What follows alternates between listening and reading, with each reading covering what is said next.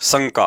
किसी भी त्योहार या उत्सव जैसे गणेश चतुर्थी, होली, दिवाली या अन्य भक्ति विरुद्ध समारोह के नाम पर समाज या सोसाइटी के लोग चंदा मांगते हैं तो देना है या नहीं।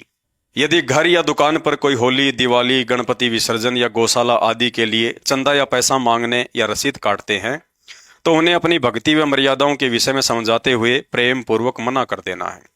ऐसी स्थिति में आपको उन काल प्रेरित व्यक्तियों द्वारा अपमान भी सहन करना पड़ सकता है, लेकिन हर हाल में हाथ जोड़ते हुए अपनी मर्यादाओं को बनाए रखना है। 2022 में गणपति विसर्जन के समय गुजरात में एक भगत भाई की दुकान पर आसपास के कुछ लोग चंदा मांगने के लिए आए, लेकिन भगत जी ने आधीनी और प्रेम पूर्वक उन्हें मना कर दिया। अंत में चंदा मांगने वालों ने कहा कि मात्र 10 रुपए ही दे दीजिए, हमारी भी इज्जत रह जाएगी। लेकिन भगत भाई ने 10 पैसे देने से भी मना कर दिया तो चंदा मांगने वालों ने भगत भाई के शर्ट का कॉलर पकड़ लिया और मारने पर उतारू हो गए। फिर भी भगत भाई ने चंदा देना स्वीकार नहीं किया। अंत में उन लोगों ने दुकान मालिक पर दबाव बनाकर भगत भाई की दुकान खाली करवा दी। भगत भाई ने अपनी दुकान कहीं और किराए पर लेकर काम शुरू कर दिया। गुरुदेव भगवान कहते हैं, सिर साटे की भक्ति है और कछु नहीं बात, सिर के साटे पाइये अवगत अलख अनाथ।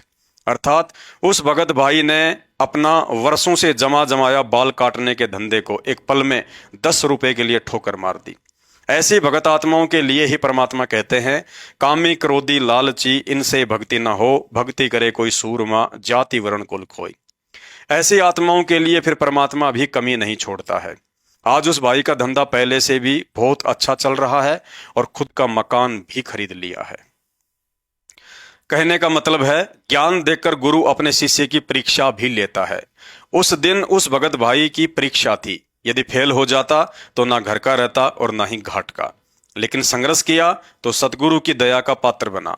और ऐसी आत्माओं के लिए ही गुरुदेव भगवान ने कहा है, कल पे कारण कौन है, तू कर सेवा निष्काम, मन इच्छा फल देवेगा जब पड़ेगा गुरु से काम। ऐसी पतिव्रता आत्माओं पर जब कभी कर्म की आंच आती है तो परमात्मा उनकी बलाएं अपने सिर ले लेता है और भगत को महसूस भी नहीं होता है कि कुछ हुआ भी था।